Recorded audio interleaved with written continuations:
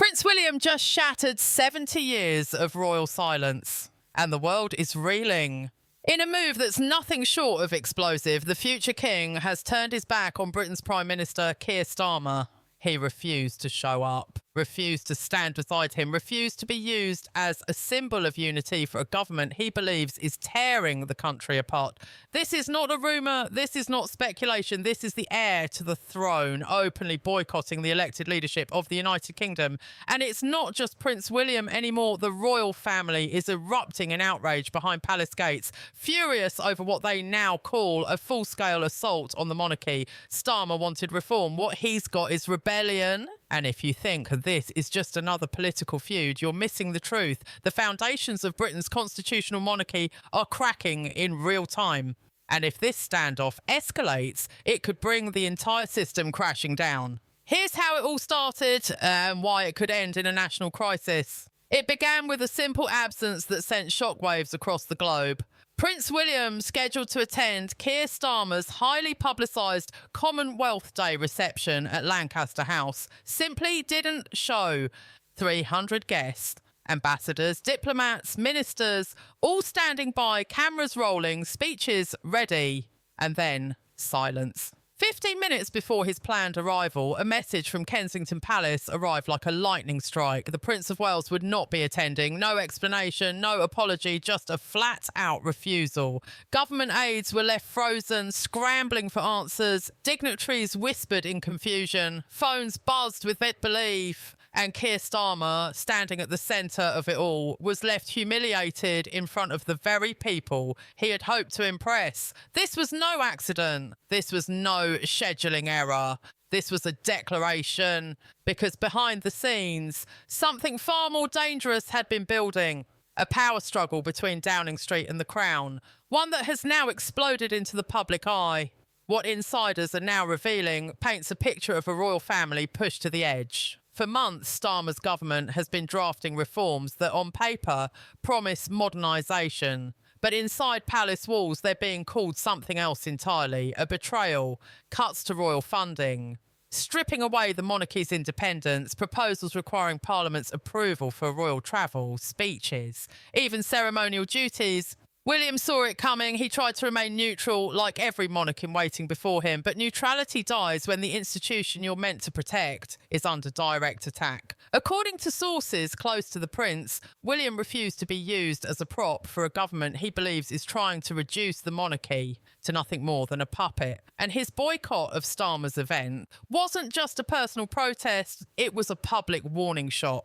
What makes this moment so dangerous is that it breaks every unspoken rule that's kept Britain stable for decades. The monarchy exists above politics. It doesn't interfere. It doesn't resist. It doesn't rebel.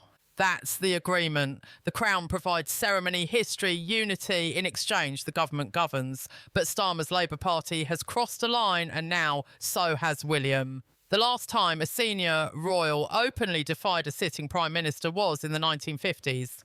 And even then, it happened in private, behind closed doors. What William just did, he did it in public, in front of the world, knowing exactly what message it would send. And the message is simple. The monarchy will not go quietly. Downing Street, blindsided, tried to spin the snub as a minor misunderstanding. But the palace made sure no one believed that. Hours later, Kensington Palace released a chillingly worded statement that might as well have been a royal declaration of war.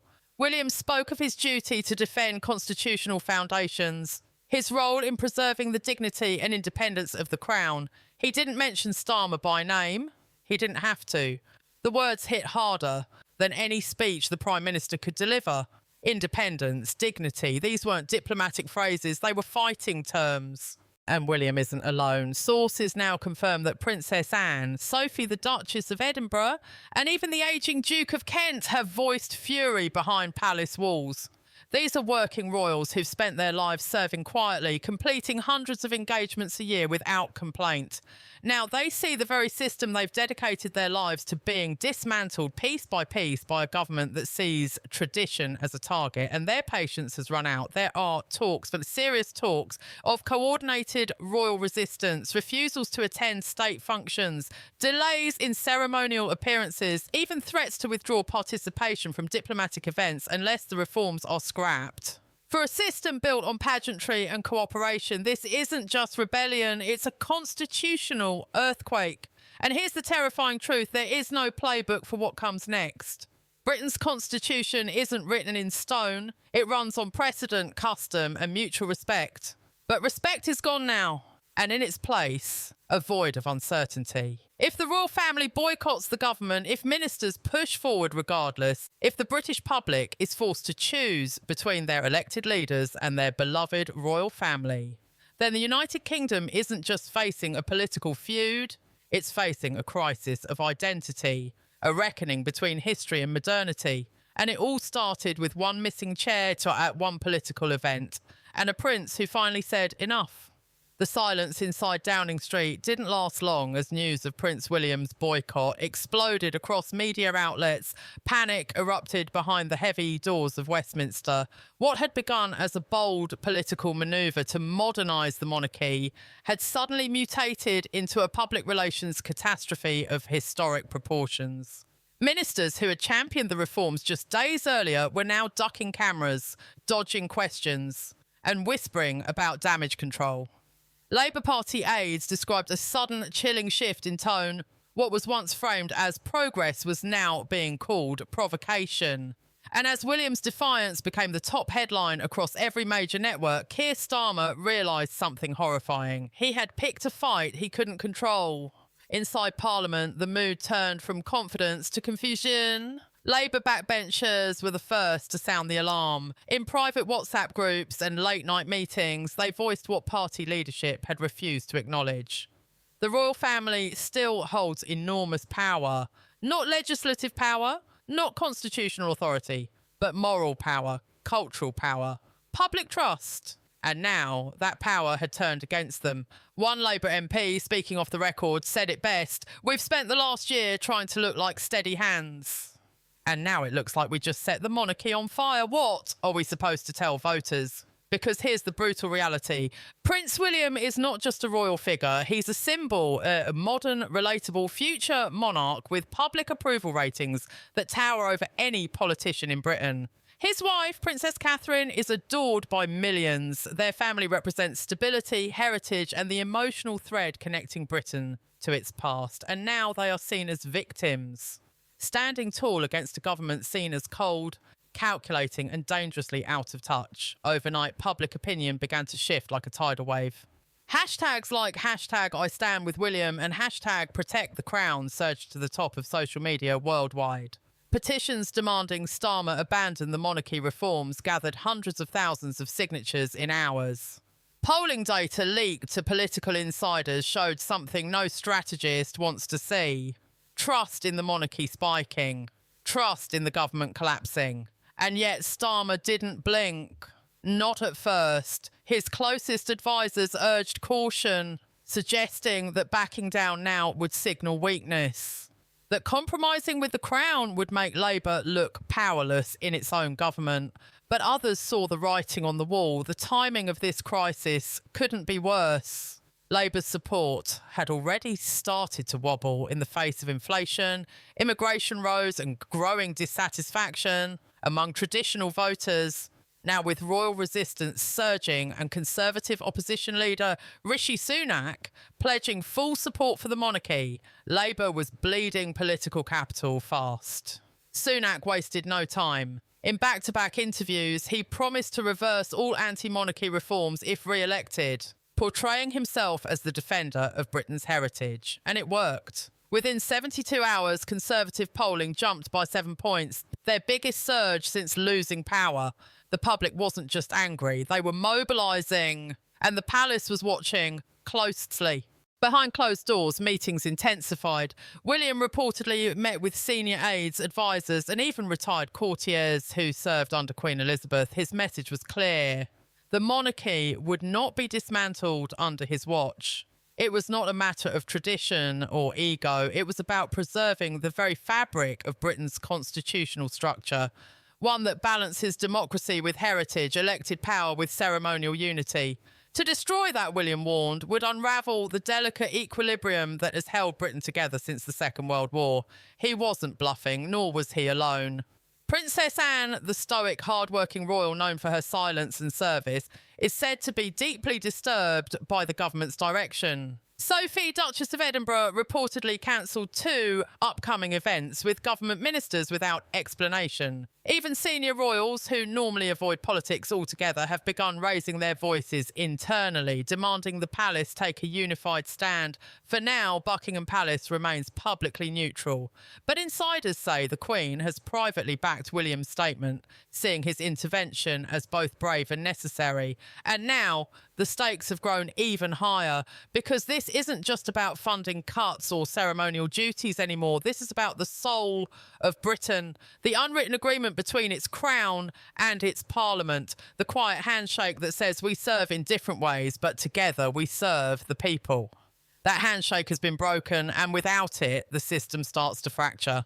Across the Commonwealth, leaders are taking sides. Some support Starmer's vision of a modernised, streamlined monarchy. But others, especially in countries where the crown still plays a symbolic role, are expressing grave concern. One diplomat from a Caribbean nation reportedly warned, if Britain no longer respects its monarchy, why should we? Trade partners are rattled. Long-planned state visits are being reconsidered.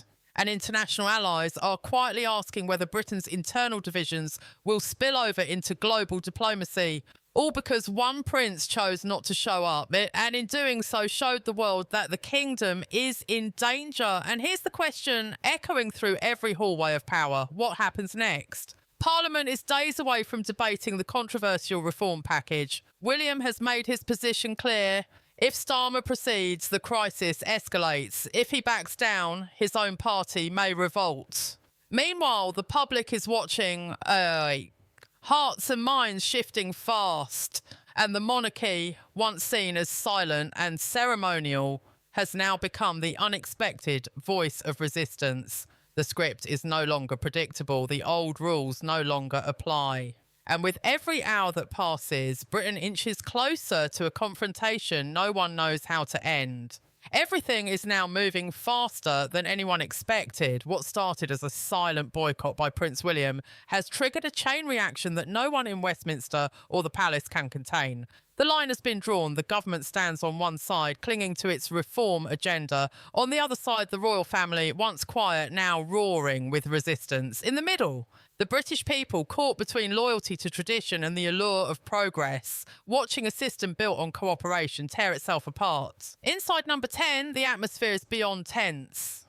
It's collapse in slow motion. Starmer's closest allies are divided, and the fractures are growing deeper by the day.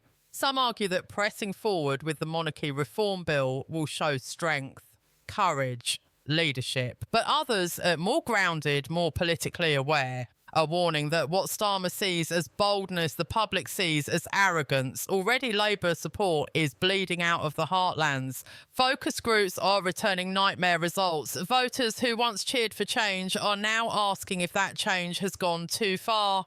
Even some of Starmer's own shadow cabinet members are distancing themselves, offering vague statements about the need for respectful dialogue with the Crown.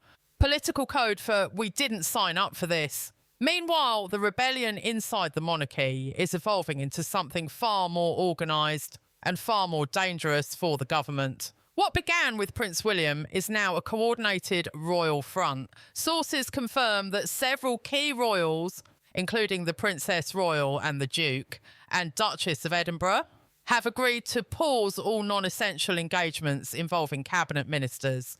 That's not just a symbolic protest, that's a functional freeze of Britain's soft power apparatus. Ceremonies are being postponed, Diplomatic receptions cancelled. High-level charity galas now hanging in the balance. Foreign dignitaries are confused. Embassies are nervous. And inside the palace, the message is being delivered quietly but unmistakably until the government backs off. Cooperation is over. And then came the whisper that sent shock through both camps. A potential public address from William himself. Not a press release, not a palace spokesperson, but the future king speaking directly to the people of Britain. Plans have not been confirmed. But insiders claim that William is considering recording a short televised statement, not to attack the government, but to explain to the public why the monarchy is defending its independence. If that happens, it would be the most extraordinary public intervention by a royal since King Edward VIII addressed the nation in 1936 before abdicating the throne. And it would cement Prince William not just as a symbolic leader, but as a political force capable of challenging elected power, all without ever running for office. The implications of that are staggering because the monarchy has always drawn its strength from restraint, from staying above the chaos of politics. But in stepping into the storm, William has changed the entire equation. He's become a rallying point for millions who feel alienated from the current political class. People are no longer just defending the monarchy. They're defending William. They're defending his courage, his dignity, his refusal to bow to a government that many see as power-drunk and tone-deaf. But here's the tragedy hiding in plain sight. No one wins this fight. Not truly. Because while William may be right to push back, every step he takes into the political arena drags the monarchy closer to the one thing it was designed to avoid: partisanship. And if the crown is ever seen as belonging to one political faction, it loses its power to unify the nation. That's the paradox William is now trapped in. The more he fights to save the monarchy, the more he risks becoming the reason it collapses. Starmer too is cornered. He wanted to be the leader who modernised Britain. But now he faces the prospect of being remembered as the Prime Minister who ignited a constitutional firestorm and brought the monarchy to the brink. His supporters are urging him to hold the line, but his advisers know the truth. If the bill passes and William speaks out, the backlash will be immediate and ferocious. And if the bill fails, Starmer will appear weak, overruled by unelected royalty. A humiliation no Prime Minister can easily survive. All of this leads to one terrifying conclusion. The unwritten British Constitution, which has held for centuries through wars, recessions, abdications and scandals, is now hanging by a thread. And there is no clear way to stitch it back together. If both sides keep pushing, something will break. If both sides retreat, it may already be too late. The sense of betrayal is deep, the wounds are open, and trust, the essential ingredient of this delicate balance, is evaporating by the hour. And across the nation, a question is rising that few dared to ask before. What happens if the monarchy no longer believes in the government? What happens if the future king no longer trusts Parliament to protect the institution he was born to defend? That question doesn't have an easy answer, but it's a question Britain must now confront.